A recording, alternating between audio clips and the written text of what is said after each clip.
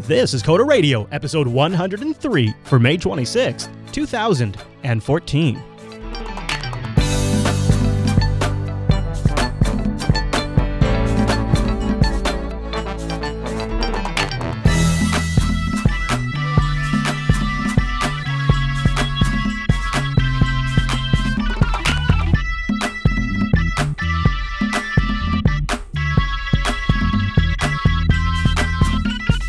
Hi everyone, and welcome to Coda Radio, Jupiter Broadcasting's weekly talk show taking a pragmatic look at the art and business of software development and related technologies. This episode is brought to you by our two fine sponsors, DigitalOcean and Linux Academy. I'll tell you more about those great sponsors as this here show goes on.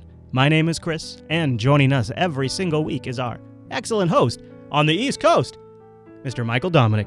Hey there, Michael. Hello, hello. How you doing, man? Good. I definitely wasn't coding before the show and forgot about the show. Don't you know it's Memorial Day? You're not supposed to be working today, which means we probably shouldn't be doing the show. I'm at work. You're a soldier. You know, when you're self-employed, the holidays don't quite have the same impact that they used to have. It's one of those harsh realities of working for yourself instead of working for a man. The holidays are great, actually, because no one calls me, so I can actually That's very true. Well, good news. We got an easy episode this week. I talked about it with the chat room ahead of time, too, and here's something, Mike. This is just the reality of this type of weekly development talk show. There is Christmas comes twice for Coda Radio, and it comes in June, and that is Wwdc and Google I/O. Because from there, not only is there great speculation to be had before those events kick off, but then there is always the ramifications of what is announced, what has been changed, that then developers will probably spend the rest of the year figuring out. And so this week, we're going to talk a little bit about Apple's upcoming WWDC Keynote, which will wrap up next Monday, right as we're going on the air. At least their Keynote will wrap up. So join us if you'd like to hang out with us during the live stream. We'll do play-by-play during the Keynote, and then we'll go on the air immediately as the Keynote wraps up at noon, which is our regular Coda Radio time, and we'll discuss it. Now, we're not going to get into the Beats kind of stuff. We're not going to talk about Dr. Dre. I mean, this is actual speculation of things that we think developers will have to deal with, or things that will change the technology landscape, or particularly pique our interest for whatever reason. We're not going to do the silly stuff. So stick with us, because as the chat room was pointing out when I was talking with them earlier, a lot of times when these companies announce these kinds of changes, a lot of other companies in the industry will sort of replicate what they've done. We'll follow suit. So it sort of sets the tone. So even when it's talking about Apple, a lot of times that ends up applying to a lot of the rest of the industry. In fact, I just as an example, look at the netbook, right? I mean, the whole time the netbook craze was going on, and man, was that a craze. Everybody's like, Apple has to make a netbook or Apple is dead. Apple better make a netbook. And then Apple makes the Macbook Air and the iPad and decimates the netbook, right? And the rest of the industry now has these metal, ultralight MacBook clones. And everybody's making a tablet, right? So I think there's value, even if you're not particularly an Apple follower, to at least watching some of this kind of stuff. So we're going to talk about that today. Mike and I picked some of our favorite topics that should be brought up at WWDC, or maybe won't, and we'll do a little myth busting. And I incorporated a little bit of feedback we got from last week's episode. We're going to tone down some of the feedback this week, so we got only two emails. But before we get to that, I want to tell you about my NUC. I got another Intel NUC, a big one. So by big, it's like the size of the old Mac Mini before they shrunk them down, like when it was still in the plastic housing. It's about that size. It's a little bit smaller than that. But you can pop off the bottom and you can put in a full 2.5-inch SSD drive. So you get internal PCI access for storage and a full 2.5-inch SSD drive you can put in this NUC. And over the weekend, Rikai installed OS 10, let me see, pull it up right here, OS 10, 10.9.3, I think. It works flawlessly. And people had written in the Coda Radio audience telling me you could do this when I mentioned I bought a NUC. So, let's see here, OS 10, 10.9.3. It's a 1.3 gigahertz Intel Core i5, 8 gigabytes of RAM, the Iris graphics, and it runs flawlessly. Everything. Sleep, HDMI mirroring out with sound out of the HDMI port works. All of the sound card works, the Ethernet works, all the USB works. It's like It's a perfect Mac Mini. It is a perfect Mac Mini, and because I already had the SSD drive, it was $460. No, Chris, you're just making me sad. Actually, me and my loyal PM, Zach Berman, are here today, and he sits down at his desk, boots his beautiful quad-core iMac, and it freezes. Yeah. Boots it again, and it freezes. Yeah.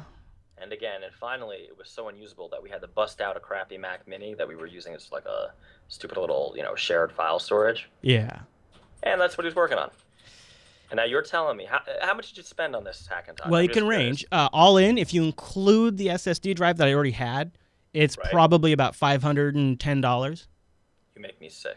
And you could put up to 16 gigs of RAM in it. You could put 2 hard drives in it if you want to get a PCI Express drive and a regular SSD drive. And these aren't crazy expensive. Like, you could get 128 gigabyte PCI Express little, it's the mini PCI Express for laptop kind of connectors. Right. You can pick one of those up for $70 for 120 gigabytes.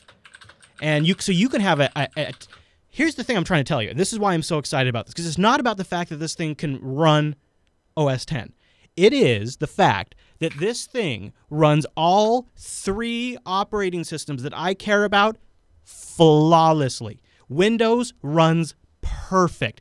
Linux runs perfect, and OS X runs perfect. Everything is perfect in all 3 operating systems. It's the holy trinity. The only downside... Is it the holy trinity or the trifecta from hell? The only downside is... And I have it right here off to the side for those of you watching the video version that can't quite see it. The only downside is that it's that Intel graphics, right? If you want dedicated graphics, you're kind of out of luck. All right, so talk to me. You know I've been in the market. Aren't you concerned that one day Apple's going to, I don't know, send an update that you either can't install or will be incredibly difficult for you to install? Yeah, I mean, I used to, but I have a Hackintosh upstairs that I haven't updated since 10.7, and I like it better. I think I was, oh, you're killing me. To be honest with you, like, if it's a production machine where you're working on something that's, week in and week out, you maybe shouldn't be doing updates anyways right away. So you would probably be a little more cautious about deploying just updates than you might anyways if it's an important machine. And so I just treat it like that. So we don't do an update until it's time to set aside. So yes, right. that is a problem. But with these NUCs, it's less likely to be as much of a problem. So it kind of depends. I mean, there is that aspect. But if you just want a machine that you could write code in Windows, Linux, and Mac OS on native hardware without having to do any virtualization, and, again, like, you don't have to get the i5, too. Gigabyte sells a SKU of the NUC that has a Core i7 processor in it. I mean, so you can get an i7 in these things, and you could actually be building your code under all 3 different operating systems and running those applications, and it's all just one reboot away. For me, that's huge for our production workload, because I don't really ever need Windows, but on that very rare occasion where, like, I want to see if something works better under Windows, like maybe a Skype HD camera, it's so nice to have that option there. I'm really thrilled about it. For $500, dude, for $500. So you're confident. So this is an issue for me. I'm currently on a Dell XPS. I have a MacBook Air to my left, and I'm constantly switching between, machines depending on what kind of development I'm doing. You're telling me you have 3 operating systems, and one of them is OS X running flawlessly on this one machine. Yeah, that's great. I think you're going to need to link that in the show notes. All right, I'll throw the NUC we bought in the show notes, because you get the fatty one with the 2.5-inch drive, because that you have to get the bigger NUC for that one.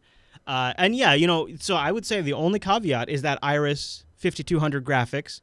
And for the NUC that we have, there's one other caveat, is there's some patching that has to be done for the Haswell processor. That's what's preventing the updates. That's why I couldn't say, oh, yeah, I would just do updates right now, because guess what Apple does? And you'd never know this until you go to Hackintosh. They have a fork of OS X just for their Haswell laptops. There is a separate version of OS X running on the MacBooks than it was just running on any other Mac that doesn't have a Haswell processor. And so the software installer detects if it's a Haswell or not and installs it. But on the NUC, you have to install it and then go grab the Haswell kernel. So it takes like one extra step. That's why the updates don't work right away. However, it's likely that Apple we'll bring the whole line to Haswell probably maybe next Monday or later in the year. And then mainline OS X will just have Haswell support when they do that, because that's how it's happened in the past. Like when they added previous processor supports or graphics cards, that's how they did it. Like when they went Retina, only the build of OS X on the MacBook Retina had the support for that direct video card, right? But then eventually it went into all of OS X. So, no, and this kind of dovetails with what we want to talk about. I mean, one of the obvious predictions, right, is we're going Haswell, right? I can't imagine us not going Haswell totally at this point. Yeah, I mean...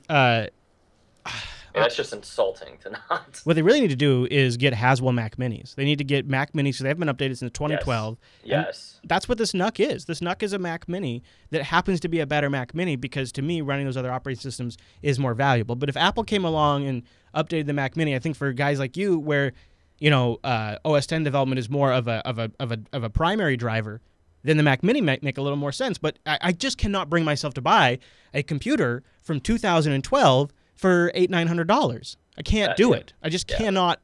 I can't do it. I'm too much of a techno snob, I guess. So that would be a good update. So before we get to our predictions, we should probably read some emails. And I kept it short this week. I kept it tight because people are like, the feedback's been getting a little long. I know. I like the feedback. So what we're going to do is keep sending your emails in, and we might shorten some of them or be a little pickier, but we still want to get your feedback. So let's start with Scott's email. Scott writes in, and he says, hey, guys, what about Qt? He says, Qt appears to have lots of good features for developers. Cross-platform, it runs on desktops, mobiles, tablets. It's free. Has its own nice IDE, Qt Creator. It looks awesome.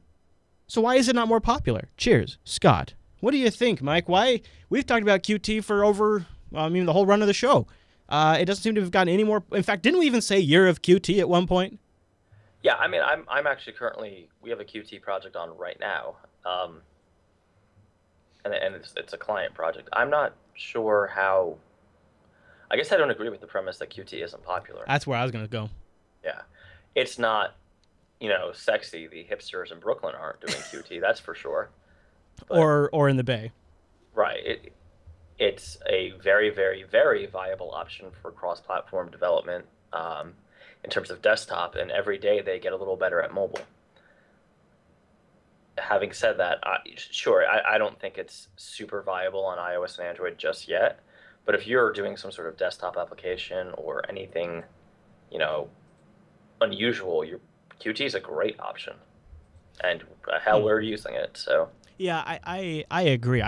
We just chatted with Jonathan Thomas. He's the lead developer of OpenShot, which is a video editor that is switching from GTK to Qt as part of a crowdfunding campaign. So that way it's easier to go cross-platform. And that was an interesting discussion about why he's going Qt. We've talked about this on Linux Unplugged a little bit too, because we're watching it in the desktop toolkit trends. We're seeing where that's going. So I think Qt is seeing a lot of grassroots usement. I think the watershed event will be when, you've really got a deployment scenario that works on iOS and works on Android. And I put iOS first intentionally because I think that's really a big piece is if you can tell developers, desktop, iOS, and Android, I mean, come on. I mean, you've won. Go home. You're done. But I think until you can say that confidently in a way that is attractive to developers, I think that's going to be a barrier for Qt. But in other uses, it'll continue. And that pressure will push on getting Qt working in a way that developers like on those other platforms. Don't you think, Mike? Yeah, I think Qt actually works fine as is right now. It's just not working in the, most talked about areas. Yeah. Well, it needs. I guess what I'm trying to do is put words into what it needs to break into that space, and I think it needs to be something that, is really appealing to that group. And I don't know. I don't always know how they think. Aaron writes in with our last email this week. He says, Dear Chris and Mike. Oh, put your shields up, Mike. Here we go. We're going in for battle. Love the show, except around this time of year. Oh, humbug to you, sir. After we get through this mobile S-Fest, I hope you guys have some good guests lined up to talk about some serious development work. Wow. All right, so that's the biting part. Now he continues on. So a couple shows ago, you read an email accusing Michael of being an Apple fanboy, and the reader wanted to hear more about Windows and Linux. This is clearly not the case. Michael obviously hates all platforms with equal fever. I would agree with that statement, yes. Yes, so do I. Then Mr. Dominic went on to say something like Linux is a fraction of the market share, which we, I think, did both agree. Then he says, this is obviously true for the microcosm of native mobile and desktop development. Some of us live in the real world, however, stings again, where most programming jobs are, in fact, web development, which is all Linux, and the highest paying development jobs are enterprise infrastructure, which is also a ship load of Linux. And let's not forget about embedded, again, Linux. Not all development jobs require you to care about the shade of blue. It's one thing not to talk about these domains much in the show, not your bag, I grok. Though I wish it weren't so. It's another thing to ignore their existence and pretend that Linux is only a marginal desktop OS. Linux is everywhere. Its ubiquity is reflected in the development opportunities. Thanks for the show, and keep up the good work. Now, I think he's kind of got us there. And this happens because we get into context, and then we discuss within that context. Not really, though, right? Because, okay, so you want to go into web development. So it doesn't matter which version of Linux you're on for the most part, right? Yeah, because you're writing... Rails deployment is a Rails deployment is a Rails deployment. Right, you're writing, exactly. A Java deployment is a Java deployment. Yes, there's some configuration, but once you get into the meat of the development, not the admin side, you're dealing with whatever your platform of choice is, Java, Ruby, hell, even PHP if you're a bastard. I get it, right? And we've always said that Linux is strong on the server, but you know, when people email in about desktop Linux, it is an incredibly small fraction of the market. Yeah. And to get defensive, love it, though. Right? I like it as well. But to get defensive and say, well, it's big on the server, that absolutely, but that's not really the same thing. You know, so, I made the same mistake last week. I kind of regret how hard I came down on Microsoft in the show, in the light of the Kinect thing, you know, them pulling back on the Kinect. And then, of course, like the next day they released the Surface 3 and everybody's like, oh, Microsoft's so great. I think what it is like you and I both acknowledge where they do well. Like Microsoft is doing well in cloud, in enterprise. Linux is doing well in the same space. So there's not a lot of criticism to be had there because they're kind of doing the right thing. So when it comes time to discuss these things and tell you guys kind of like, these are the waters that you are going to have to tread as you enter this region, those are the things we focus on, are the areas that need improvement, the areas that will screw you over, the areas that, you know, kind of going in, hindsight being 2020, we now realize and see, so we tell you about them, and we're more inclined to focus on those kinds of things and maybe not discuss the fact that Linux is crushing it in the web server space or that Microsoft is giving Amazon an actual run for their money in cloud hosting space. Azure. Right. I would also add one more thing. On the server side, you know, tools like Docker are far more interesting to me than the, let's say, minutia of running a Linux server. And frankly, because Docker is kind of changing how we do things, right? Yep. In a way, and I know this is going to piss people off, but Docker,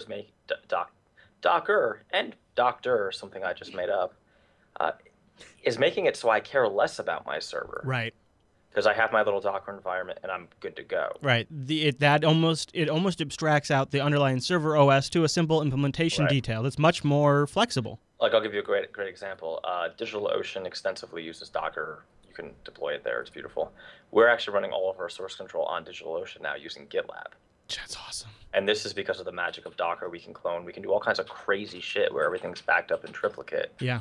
That if something happened, if, you know, there was a storm on the DigitalOcean or whatever, we'd be fine. And this stuff was a lot harder before. Yeah. And frankly, would have been not too scary for, you know, from a business perspective for me to take the risk on. But these days with, I get it. The Linux server is cool. I like it, but it's really hard for me not to look at the more shiny tools like Docker. And before it, there was Chef for the Rails side, right? Yeah. To me, that's the cool side. Yeah. I'm there with you. Like CentOS versus Red Hat thing. I mean, it's like a good thing people are excited about the server side because all that stuff depends on that. Yeah. But me too. You know, I did it for years, and I'm with you. Like when I saw Docker come along, both you and I recognized that as something that was going to be huge. I mean, that's why we pushed to have those guys on the show early on, so that way we could have that in our back catalog years down the road when Docker's basically dominating the data center. In fact, before we go too much further, why don't we stop right here and thank our first sponsor this week, and that is DigitalOcean. That's right, DigitalOcean is a sponsor of the Coder Radio program, and you know why. Mike was just telling you why. When you have to deploy a back-end system, they are completely changing up the game now, right? And here's why. DigitalOcean is something brand new and unique where they are combining a bunch of technologies that have finally arrived, and then it took just a company with taste and vision to really put it together in a great package. So use our promo code CODERMAY. The month of May is almost over. So let's give Coder Radio a good showing. I really would love it if you go over there, use the promo code CODERMAY, and you're going to get a $10 credit when you use the promo code CODERMAY. Now, if you don't know what DigitalOcean is, well, buckle up because I'm going to tell you. DigitalOcean is simple cloud hosting dedicated to offering the most intuitive, easy way to spin up a cloud server.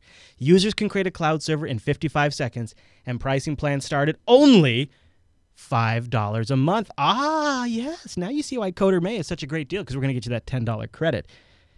And DigitalOcean has data center locations in New York, San Francisco, Singapore, and Amsterdam. And for $5 a month, you're going to get 512 megabytes of RAM, a 20 gigabyte SSD, 1 CPU, and a terabyte of transfer. You can see why Mike would want to throw his GitLab up on there, right? Because for $5, you're not going to go over a terabyte with that kind of thing when it's just a team of a set amount of people. And they have such a straightforward pricing structure that if you do need to step up, which is a great problem to have, it's so easy and it's obvious what your prices are going to be. There's no mystery involved. At the end of the day, though, what I really am passionate about is DigitalOcean's simple and intuitive control panel. Their interface is so great for deploying images to make backups. If you have a great system that's almost totally set up, clone it. Don't set up a new system from scratch. Save yourself time and just redeploy a working system. That's what I do. And if you ever need to take it up to the next level, they have a straightforward API that'll allow you to replicate a lot of those functions on a much larger, more automated system. And you can take advantage of great apps the community is already using that API for. So go over to DigitalOcean.com, use that promo code CODERMAY, get that $10 credit, build yourself a system. You can do anything from running Minecraft on it, to hosting a GitLab, to your own chat server. I don't know, man. The possibilities are endless. And it's a great way to learn, too. DigitalOcean.com and use the promo code CODERMAY and get a $10 credit. And a big, big thank you to DigitalOcean for sponsoring the Coder Radio program. There you go, Mr. Dominic. Gosh, I tell you what, that's one of the best services that I have signed up for recently.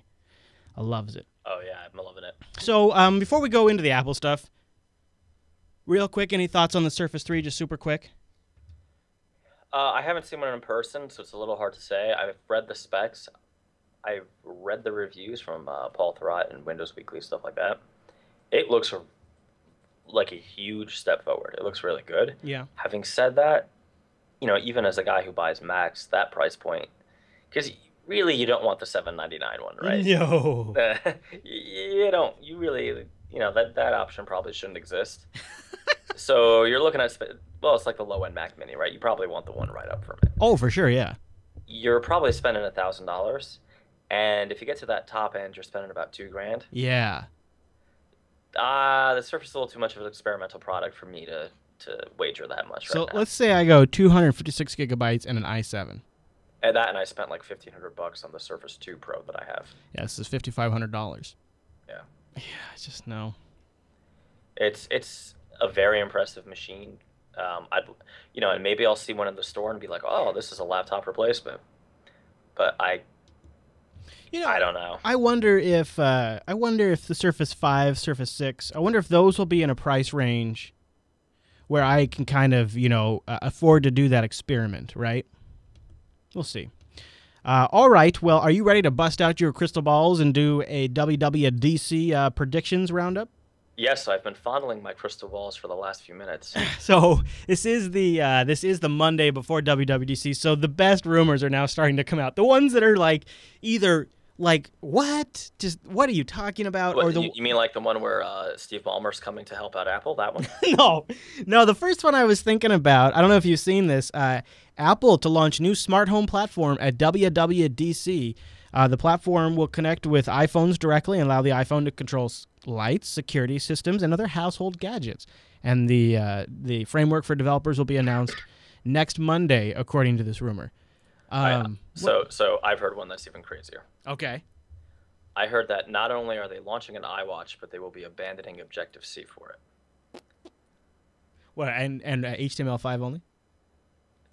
I've heard everything from Ruby to HTML5. This is obviously not true. People have been doing the ditching Objective-C for Ruby for a long time. Yes, I know. Well, do you really think we're going to see an iWatch next Monday?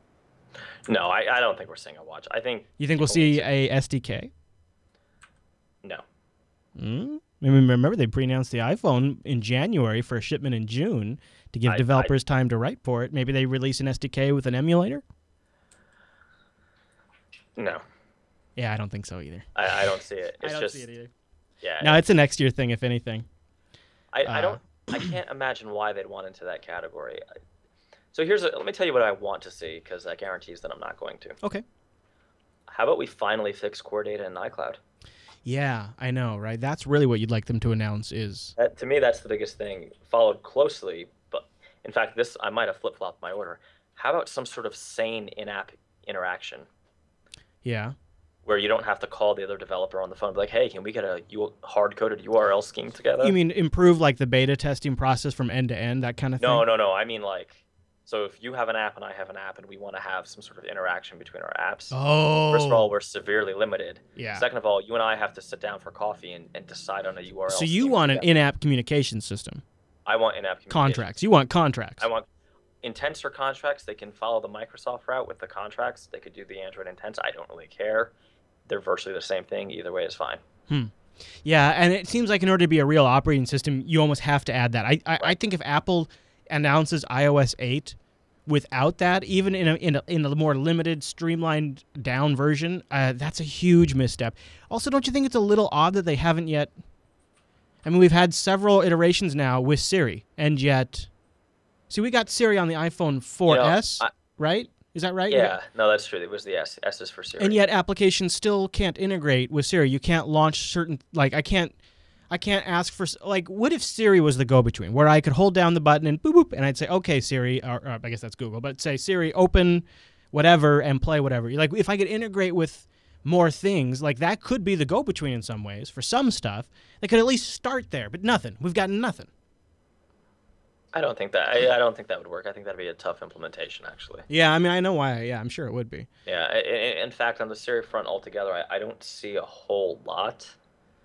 Well, only because I don't think they've sorted out their server-side issues, so I don't think they're going to go anywhere near that.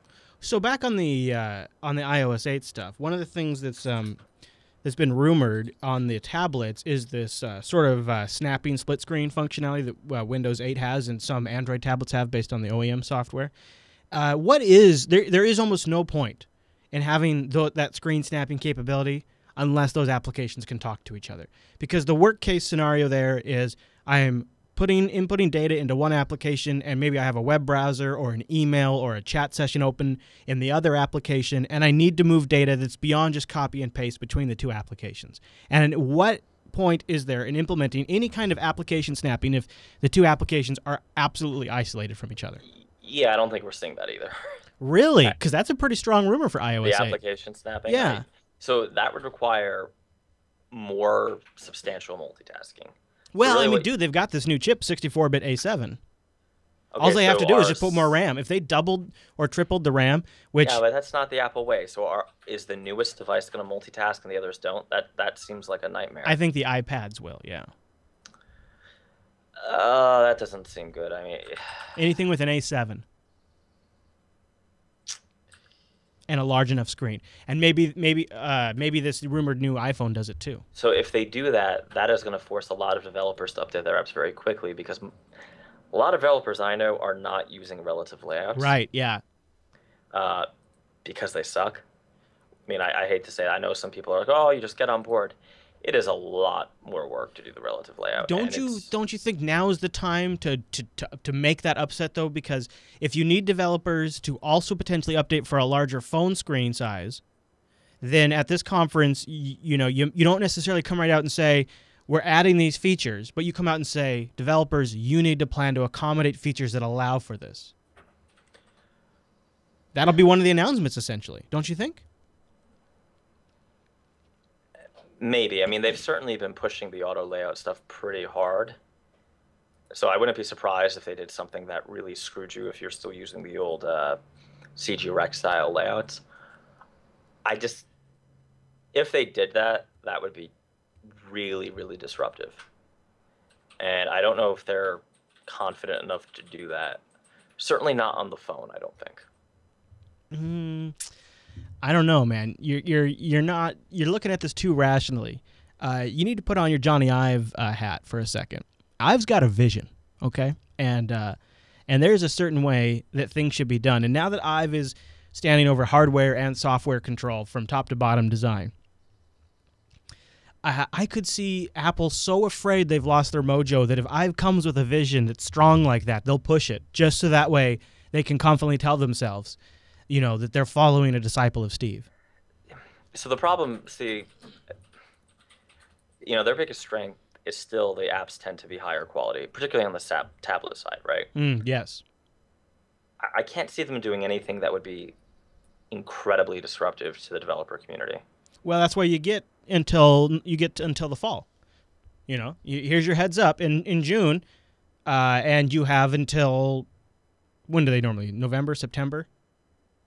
So you have summer time to get things in shape and hammer out your last bugs in fall. And I don't know. See, the thing is, if they don't do this stuff, they're screwed. If they cannot produce a larger phone screen, and some people are suggesting they'll have a larger phone, they'll just keep it the same resolution as the current screen. So it'll be a lower DPI, but it'll be the same size. I think it will be there. I think there will be a larger device, but I think it's proportionally the same, so that everything just gets blown up. But for the record, not announced at WWDC.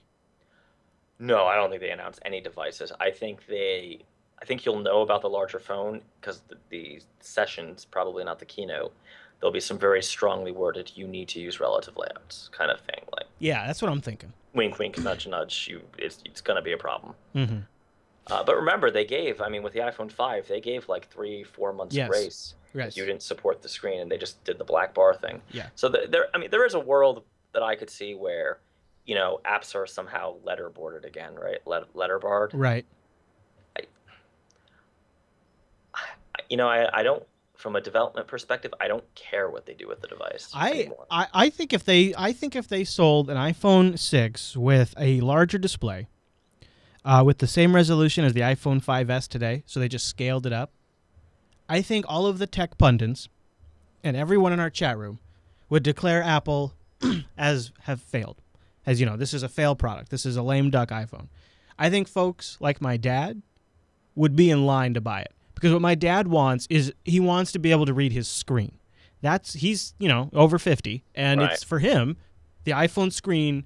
The reason why he wants to switch to an Android is because he wants something that's easier to read. But the problem with the Android screens is they're so high resolution, the text is just as small as it is on his iPhone. So he would prefer this, and I'm not even an old person, and I would kind of prefer it. Because when I'm looking at my phone, maybe I'm driving, which I shouldn't be, I know, or, I'm out in the sun and it's hard to read, a little bit larger text would actually be something nice for me. And it's not like I need some sort of 16:9 cinema experience, although that would be a 16:9 aspect. But you know what I'm saying? So that would be a way they could do a larger screen and not have to disrupt applications, not have to disrupt developers. So the thing is, for me, from a kind of a dev perspective, it doesn't matter. Right. I mean, it matters if they screw up, layouts, and I'd have to redo layouts and things like that, and that's annoying. But the things that are really hitting me are, oh my God, we need to chill out with all this code signing stuff. It's just, it's silly. Yeah. I need some form of inter-app communication that isn't ridiculously pre-planned URL schemes. How about we get iCloud to work? And core data on iCloud, and what about Game Center? Like, it's all the boring backend server stuff that's not stuff you're going to hear about in a keynote. That's stuff you might hear if you go to a session, and it might come out in a technical video. But that's the stuff that makes developers just sick and tired of the Apple ecosystem after a while. Yeah. See, to me, I'm not looking for anything new. I'm looking let's patch what we've been doing for the last 2 years so that it's functional. Because my problem is, if I have a customer who wants to use, iCloud core data for whatever reason, that's a huge problem for me. That's a QA nightmare. And, I don't recommend people use it. I recommend they avoid iCloud altogether. Wow. I mean, I understand it's a better experience for the user, but, from a contract development point of view, you don't want this thing that fails, 40% of the time. It makes you look bad. And then Right. it becomes an ongoing support issue that costs you money. The additional, I mean, I don't want to turn this into a bitching session, but No, this is the stuff they need to fix. it's really nice that they want to do a bigger phone. I think that's great. How about you get your relative layouts to where they're not stupid? Oh, man. Where you don't, I understand it's something you have to learn, but no other platform requires you to learn a second discipline to do layouts. Just saying. Get out of here. How about maybe why not just copy Android? I know Android, oh, it's dirty. They're so simplistic, so Spartan, but they work, right? And it doesn't take 10 hours to get a layout to scale relatively, because you have like nested tables or nested collection views or whatever. Mm-hmm. How about collection view works better?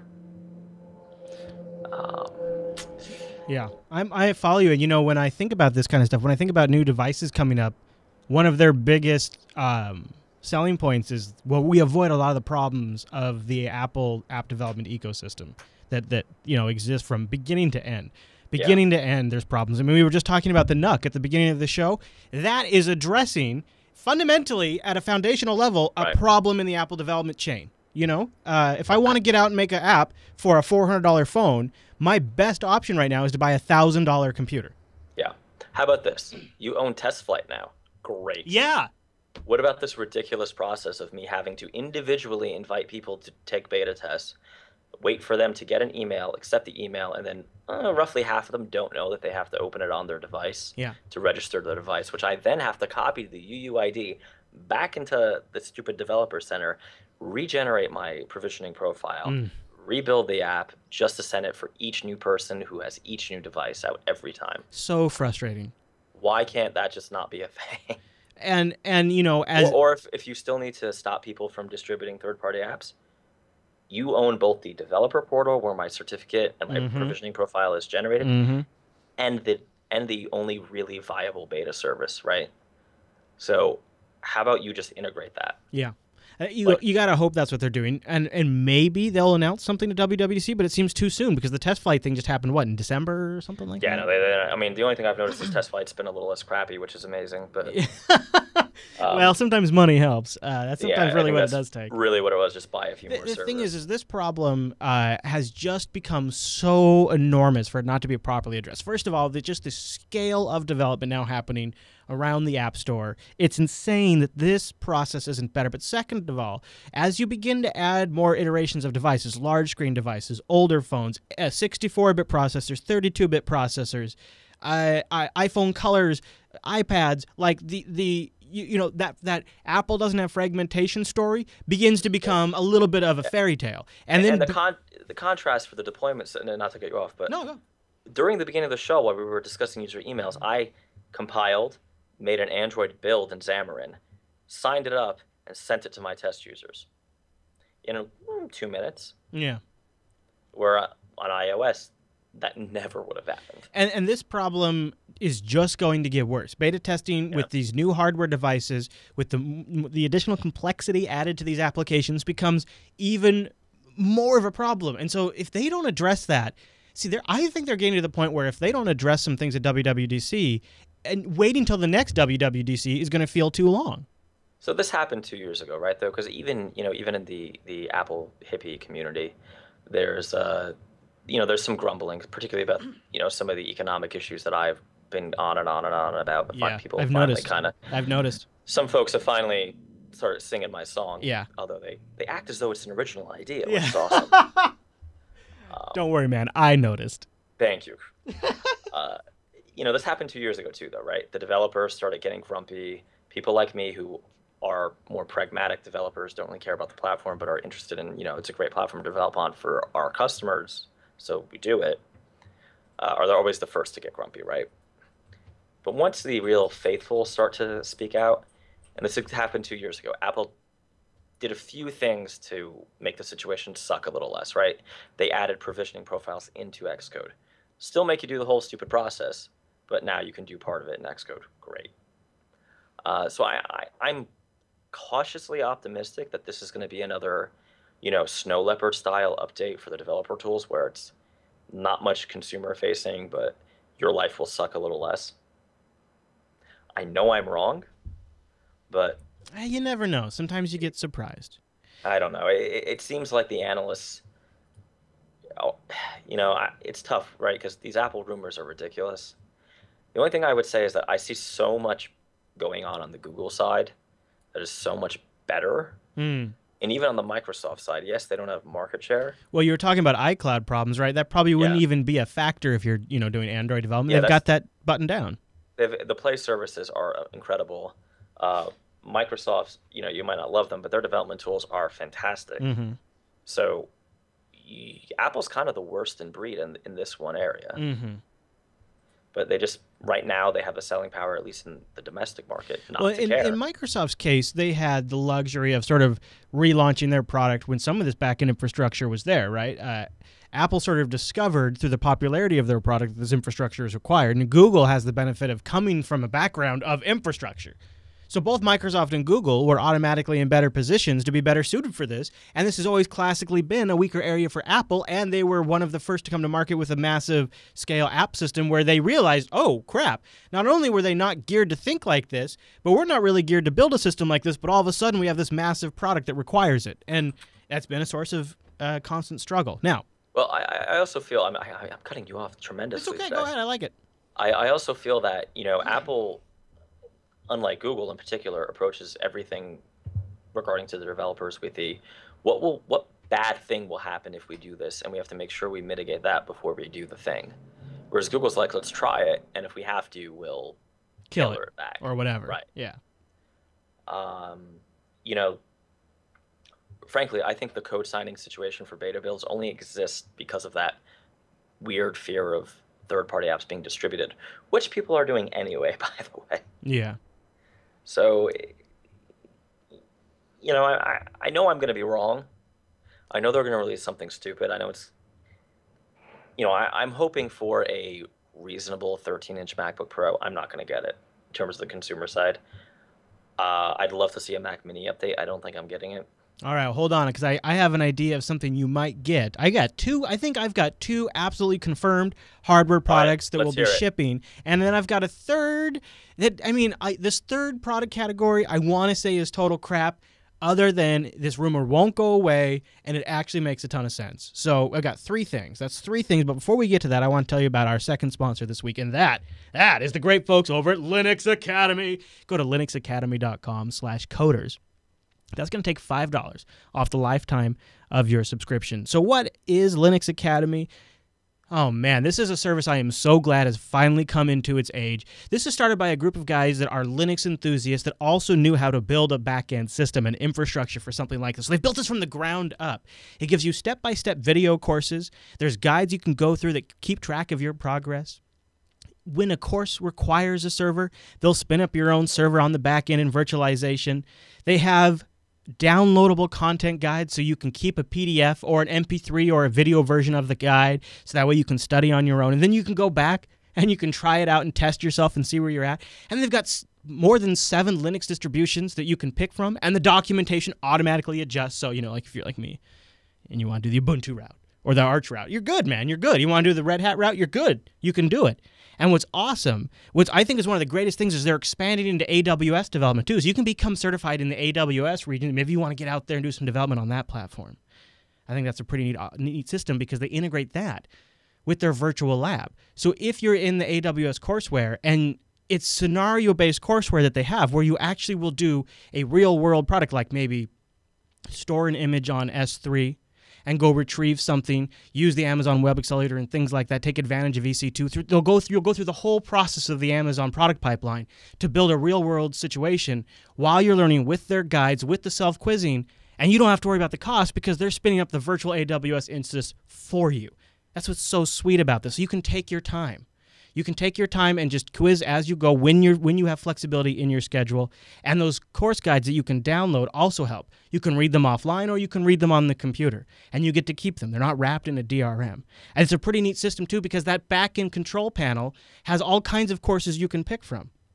So if one week you want to focus on Linux, and the next week you want to focus on AWS or OpenStack or the fundamentals of Linux firewalls, you can do that. All of the courseware is available to you. So get started by going to linuxacademy.com/coders and see what they've got. Go take some of the self-paced labs. Go try their tour. They list a bunch of the features out on their website. You can go check it out. Look at that. If you're watching the video version, look at that UI they've created there, where you can see your course progress for your different courses. You get all of your relevant information right here. You get your timeline. I mean, look at how good that looks. Look how well they've done with this. This is such a cool system, and it's such a great way to bring your skill set up to the next level. So that way, when it comes time for that yearly review, you've got a check mark there on that box. Or if it comes time to land that contract, you've got the ammo. Your quiver is loaded, my friend, with knowledge. Or maybe if you want to get that next certification, but you have a busy lifestyle, you can make all of that fit with Linux Academy with that self-paced training and testing. And then if you get stuck or you have questions, there's an active community forum you can lean on. It's a pretty cool system. linuxacademy.com/coders to get started. Go check it out. See what I've been talking about. Let me know how it goes for you. And don't forget, if you're in a group, they have group discounts. If you have a team of folks that want to do some training, you guys can all get in there and work together. It's a pretty cool system. linuxacademy.com/coders. Bring your skill sets up to the next level. I have found, I was just talking last night with Rikai, actually. I think I've been using Linux since 97, I think is the year I started using Linux. Self-taught. And you'd think, okay, if you've been using something since 1997, you'd think you're an expert on it. And I have found that while there's pretty much no situation I can't muddle my way through very effectively, sometimes there's a better way to do it or a different way to go about it, that sometimes just going back and learning those fundamentals fills in those gaps and has made me, even though I've been doing it since the late 90s, has made me better. It's made me more effective. For me, that's invaluable, and that's something I will keep with me forever. And the fact that they keep adding new courseware, 2 to 3 new courseware items a week, that's an insane value. And that's the kind of investment you can make in yourself. linuxacademy.com/coders. And a big thank you to Linux Academy for sponsoring the Coder Radio program. Okay, so here's what I am almost positive you're gonna see next week, and I don't know if this is gonna appeal to you. I know you've been talking about maybe just sticking with a desktop. I think next week you're gonna see new Imacs. The Imac shipping dates have slipped, like they have before they get refreshed. So they used to be 24 hours. Now they're going out to 3 to 5 business days to a week. Again, this would be a great way to come in, Haswell these bad mamma jammas, right? Go in there, update the graphics, all that kind of stuff. So I think you're going to see that. I think you're also going to see new MacBook Pros, is my suspicion. Yeah, I think that's fair. They'll probably come with the new 800 series NVIDIA graphics or whatever the equivalent ATI is, and they'll have the graphics switching. Do you think you don't think there's going to be Retina MacBook Airs because of the battery life? I don't think this is the year. I don't think we're getting a Retina MacBook Air. I think we're getting... I don't know that we're getting anything on the Air. Yeah. Well, one rumor, and this is the one that I'm saying just won't go away, is that the MacBook Air, they'll have a prototype A7-based MacBook Air with a larger trackpad, as the rumors say. This is according to a French site, Macbook. They say that Apple is developing an ARM processor-based Mac. According to the source, they describe it as a reliable source at that. They have prototypes of several ARM-based machines, including an iMac, a Mac Mini, and a 13-inch notebook, with that one having the biggest stink behind it. The notebook would have a built-in A7 quad-core. Now, don't forget, Apple bought a chip manufacturing house, right? What was starts with a P. I'm blanking on their name, but Yeah, I forgot their name. They have a really well-respected... They bought a really well-respected CPU shop. They brought them in-house. They've been developing every processor for the iPhone now for, I don't know about the first one, but at least since the second one. PI Semiconductor, was that it? Can't remember. Yes. Yeah, that was it? Yeah. So what do you think, Mike? Are we going to see an A7 MacBook? I don't think so. See, we've got rumors going back to 2011. That's how long these rumors have been persistent. I think that's eventually what's going to happen. I don't think that happens this year. Um, so I was just looking at their sites. There's shipping delays on the iMac, it looks like, Yep. and nothing else. I think the MacBooks sell so fast that they don't. I think the iMacs, because they move slower, they Yeah, they made less. yeah. Yeah, it was PA I semiconductor. mean, we're almost certainly getting MacBook Pros, right? Because they tend to do that always around WWDC, which makes a lot of sense. I would just, I just took another look at those mini specs, and they're kind of terrible. Dude, Price. it's unbelievably bad. Yeah. So I guess I'm just hoping that they throw their devs a bone, because that's a pretty common dev machine. Yeah. Well, I think the MacBook Pro is probably a pretty common one too. Yeah, I would say both of those, and I think that would be more than sufficient. Apple is really seems to me to be the pretty clear leader in terms of high-end laptops, and Yeah. I can say that even from the Linux community, my very own audience, who are unabashed Linux fans from Linux Action Show, Linux Unplugged, a high degree of them seem to prefer MacBooks at a consensus I've never seen before. So I think if they rev the MacBook, I think that would do well for them. I think that's a slam dunk. I think the iMac's a slam dunk. I think if they don't rev the Mac Mini, then I would fundamentally question Apple's long-term commitment to the Mac platform. I think if you don't see the Mac Mini revved, or you don't at least hear that You it's need to worry coming, about the Mac in general, I think. I don't think about the Mac. I think you need to worry about the Mini, because the Mini sells, first of all. But the Mini maybe doesn't sell to people they want to be selling to. Or more accurately, a lot of dev shops buy Minis. If they didn't update it, you'd probably be forced to buy an iMac or a MacBook Pro, right? And you just spent double the money at least. Yeah. So I could see a world where they just say, Well, kind of. Actually, a fully spec'd out Mac Mini, because I was looking at them, Right. for some studio use versus the NUC. An iMac's only a couple $100 more, and you get more machine plus the screen. So, Right. So if you're not just buying the Mac Mini because it's low end, it doesn't make sense to buy the Mac Mini, right? If you're going above that $799 price point, you probably just want to go to the iMac. you know what I think they need to do is a Mac Pro Mini. Because you don't need a dual Xeon rig, and you don't need dual ATI Radeon graphics.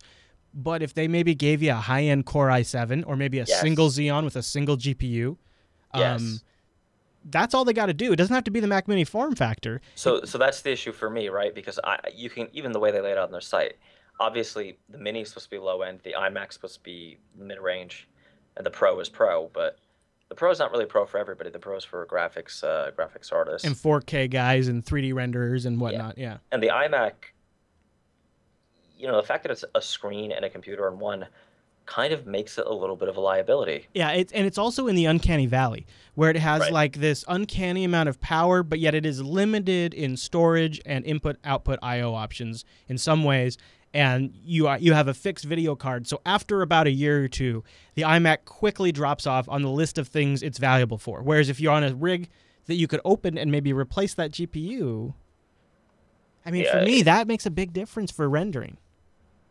Well, for me, from a purchasing perspective, the fact that I can't open any of these machines and update them, it makes it a tough buy. I'm just looking at the iMacs. To get the 27-inch base iMac at $1,800, that's a tough buy for me.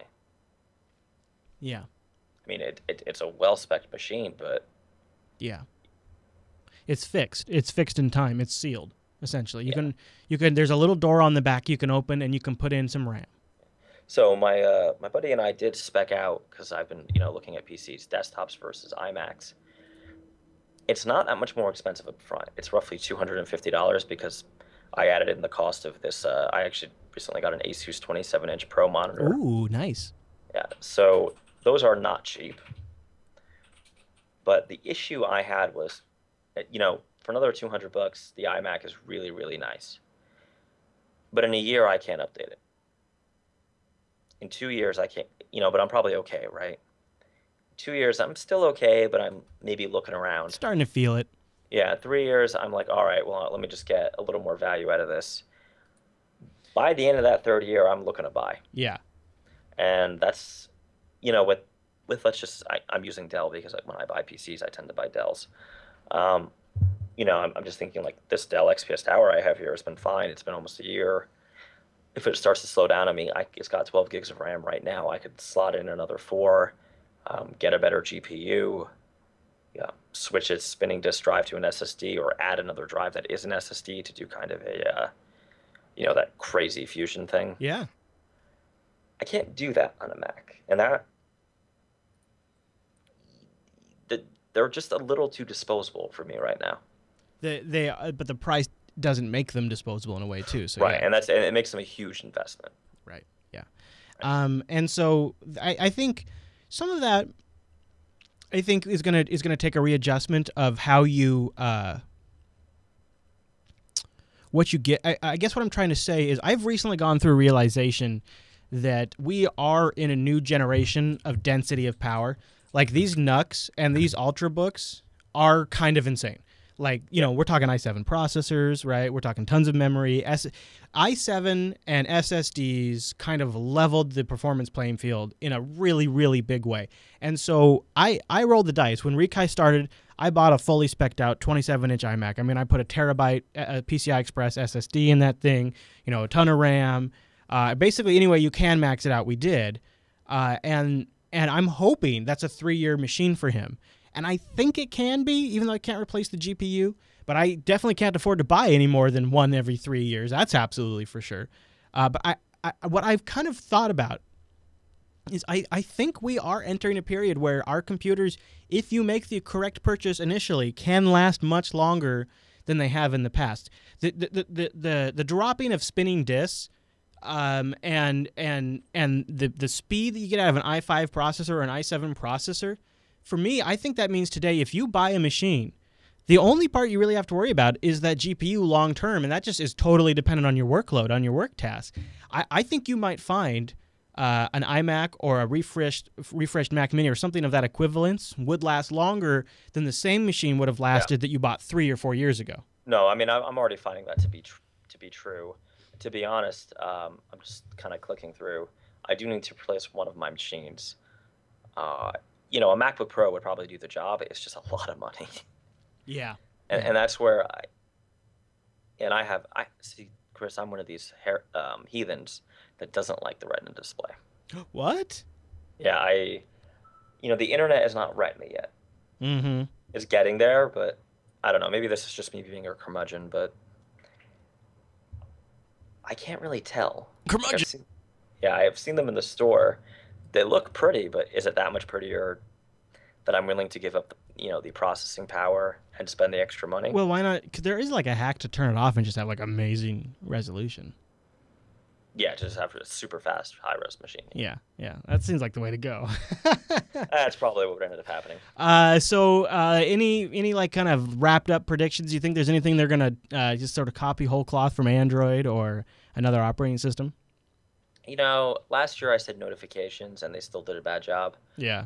I'd like to see them take another crack at it. Yeah, definitely, right? Even if they just, stole it from Android. I don't think they're going to do widgets, though I would love them to, because as a developer, that would open up huge opportunities on iOS.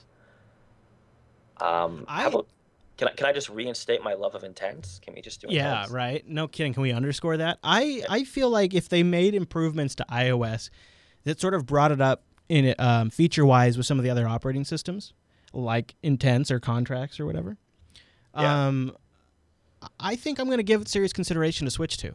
And I don't say that lightly. I've been thinking about this a lot, probably more than is appropriate for a grown man to think about a topic like this. And I'm not like totally hating on Android, but I'm not totally enamored with Android anymore. And more specifically, I'm not so enamored with Google these days. And so I'm trying to change my perspective a little bit and be willing to consider iOS, because to me, I think the whole evil versus good battle has sort of influenced my judgment. In reality, they're both kind of the same cloth. Yeah, they're both evil. It's really Godzilla versus Mothra, right?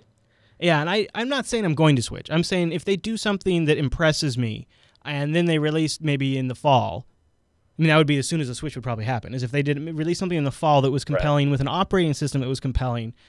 I think, to be intellectually honest with myself, I should at least consider it, because in some ways, I think I properly understand the relationship I have with Apple. I'm pretty ambiguous onto what my relationship is with Google. I know that Apple's going to overcharge me for a phone and underdeliver on cloud services. That's what I know my relationship is with Apple. And I understand they're making maybe an excessive profit off of that hardware purchase.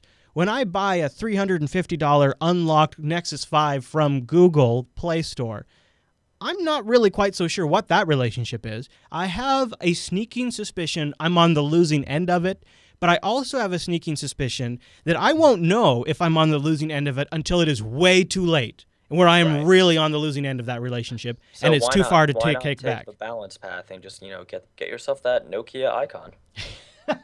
Charum says, get a Yalaphone. Go get a Yalaphone. Really, it's all about Firefox OS.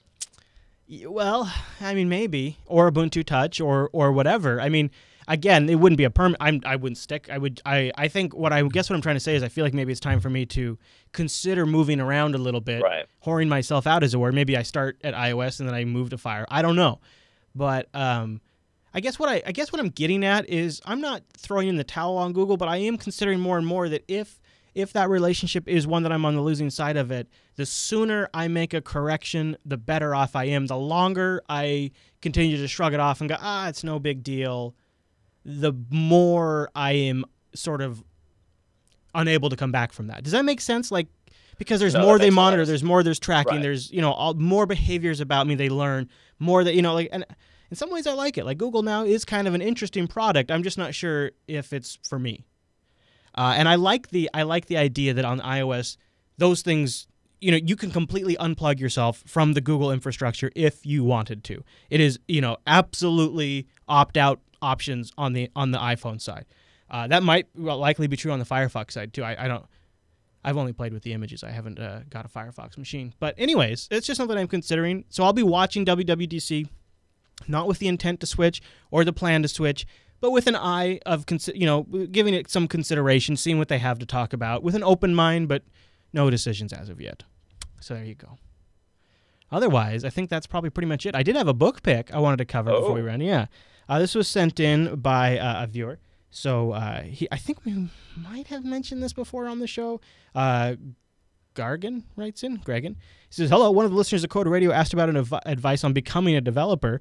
Well, the book Concepts of Programming Languages by R. Sebastia is an excellent overview of programming concepts across languages. Once you understand the concepts, almost every language is basically a dialect of C. So there you go.